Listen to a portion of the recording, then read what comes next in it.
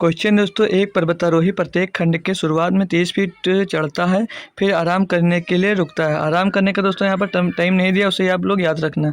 और अगले घंटे के शुरुआत में फिर से चढ़ाई शुरू करने से पहले 20 फीट नीचे आ जाता है। मतलब वो 30 फीट चढ़ा और 20 फीट नीचे आ गया। फिर कहा यदि वह सुबह 8 बजे अपनी चढ़ाई शुरू करता है तो वह पहली बार ज़मीन से 120 फीट ऊपर स्थित झंडे तक किस समय पहुँचेगा।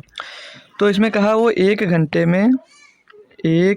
में वो 30 फीट चढ़ता है, लेकिन वो 20 फीट फिसल जाता है। 20 फीट फिसल जाता है, नीचे आ जाता है। मतलब तो कितना चढ़ा एक घंटे में? एक घंटे में सिर्फ वो 10 फीट ही तो चढ़ पाया दोस्तों।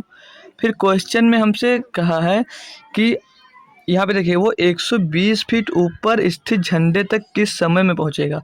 वो एक बार में दोस्तों 30 फीट चढ़ता है, तो जब वो लास्ट बार चढ़ेगा, मतलब लास्ट जंप जब वो मारेगा दोस्तों, तो वो 120 फीट ऊपर चढ़ने के लिए सीधे 30 फीट का तो जंप मार रहा है। तो इसमें से आप 30 घटा देंगे, ठीक है। 30 घटाएंगे तो यहाँ पे बचेगा कितना? 90। यानी कि 90 फीट से वो सीधे जंप, लास्ट जंप 30 फीट का मारेगा तो वो सीधे झंडे के ऊपर पहुँच जाएगा, ठीक। फिर वो एक घंटे में दोस्तों 10 चल रहा था, ठीक। तो पूछ रहा है ये 90 फीट ऊपर कितनी देर में पहुंचेगा। तो 90 बटे में आ जाएगा कितना? 10।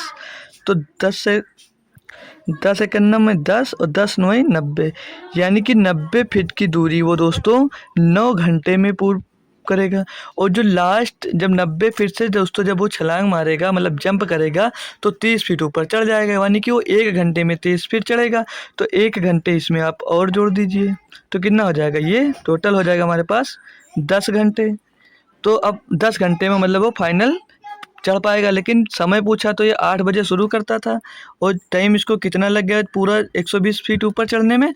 10 घंटा। तो इसमें जुड़ेगा तो हो जाएगा ये 18, यानी कि ये 18 बजे चढ़ेगा। 18 बजे का मतलब होता है शाम 6 बजे, जो कि ऑप्शन नंबर आपको यहाँ पर सी में दोस्तों दिया गया है। ऑप्शन नंबर सी हमारा एकदम सही जवाब होने वाला है दोस्तों। ऑप्शन नंबर सी हमारा सही जवाब होगा। तो आई होप दोस्तों क्वेश्चन आपको पसंद आया होगा। ऐसे ही शॉर्टकट मेथड से आप क्वेश्चन सीखने के लिए हमें सब्सक्राइब कर सकते हैं। Thank you.